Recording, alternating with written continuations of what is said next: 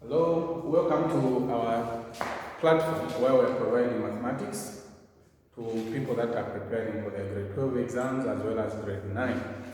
So please, in this presentation, I want to take you through these two questions. I think they were in a 2000 paper. You can confirm it should be 2000 paper 1. Okay, ECZ.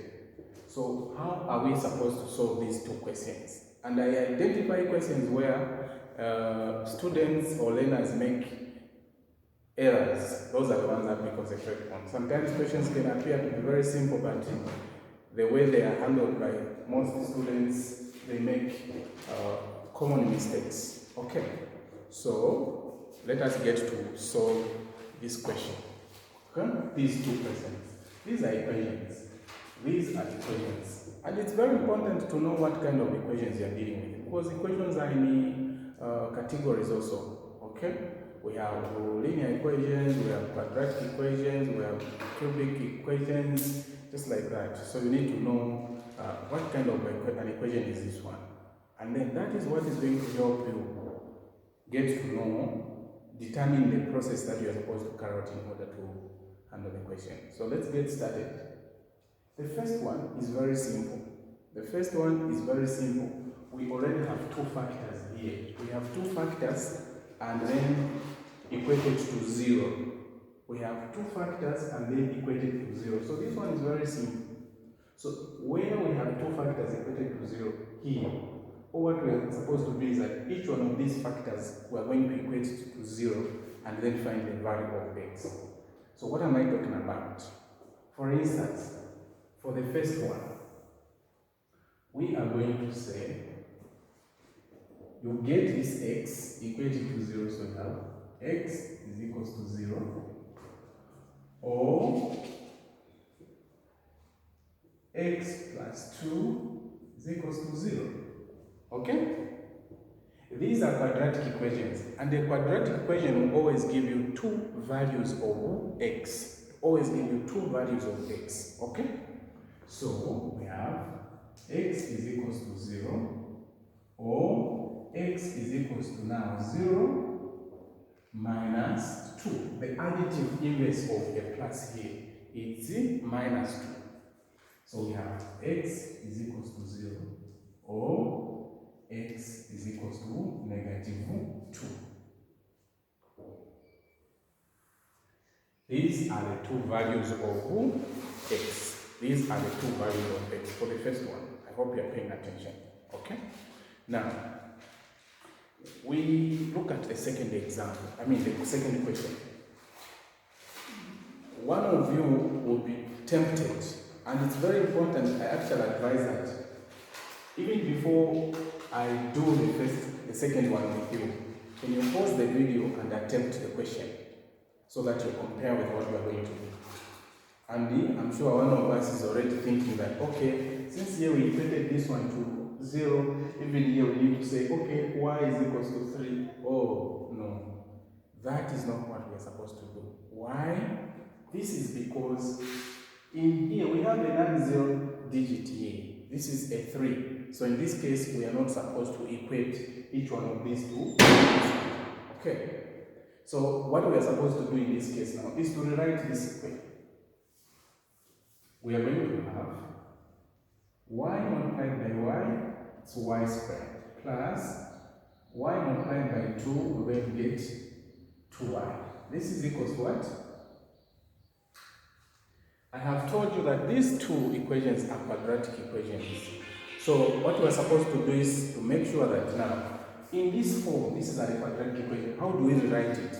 Okay? How do we rewrite it so that we achieve a standard quadratic equation? So, you know that a quadratic equation is this one. Okay?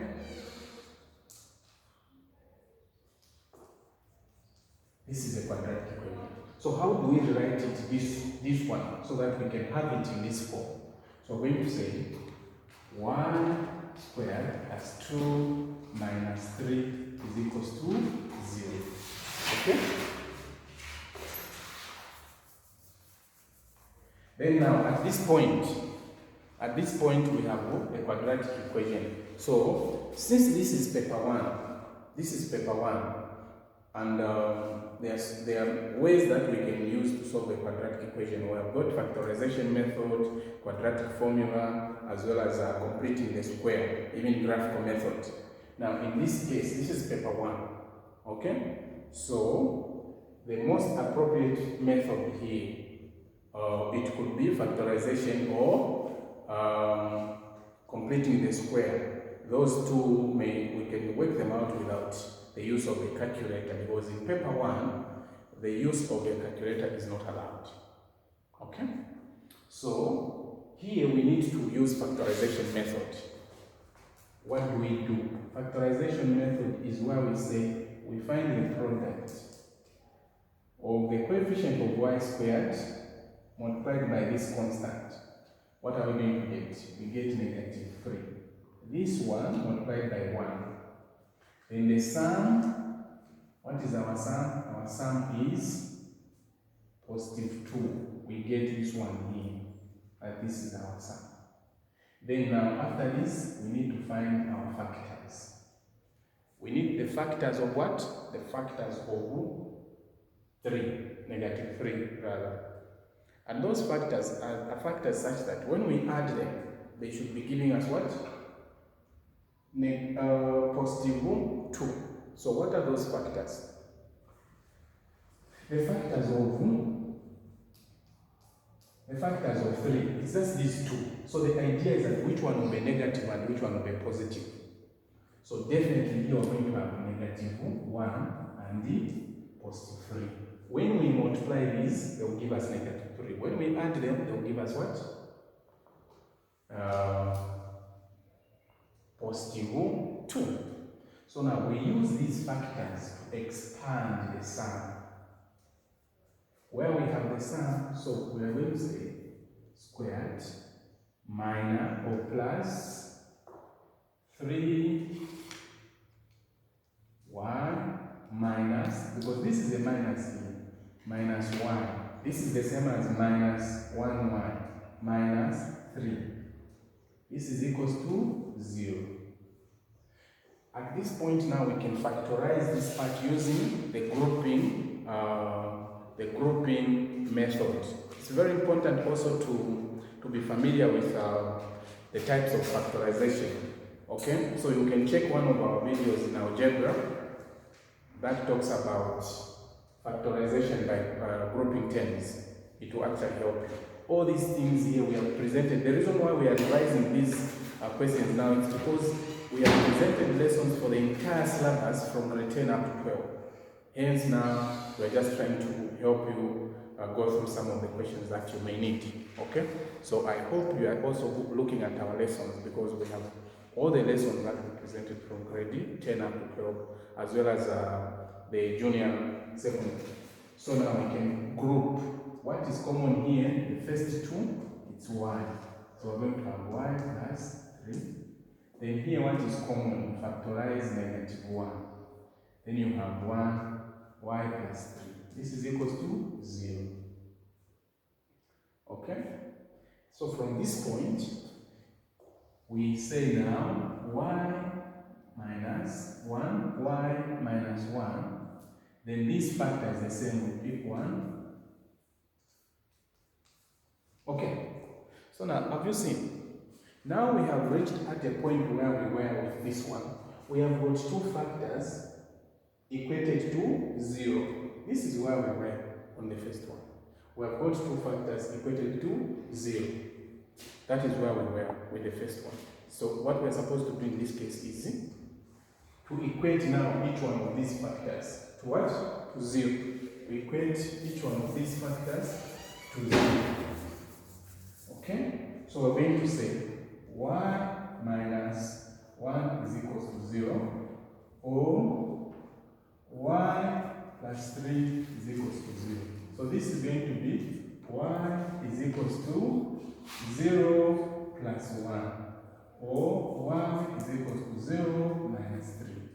So our y is equals to 1, or y is equals to -3. Are we together? this is what we're expecting. These are our answers, okay?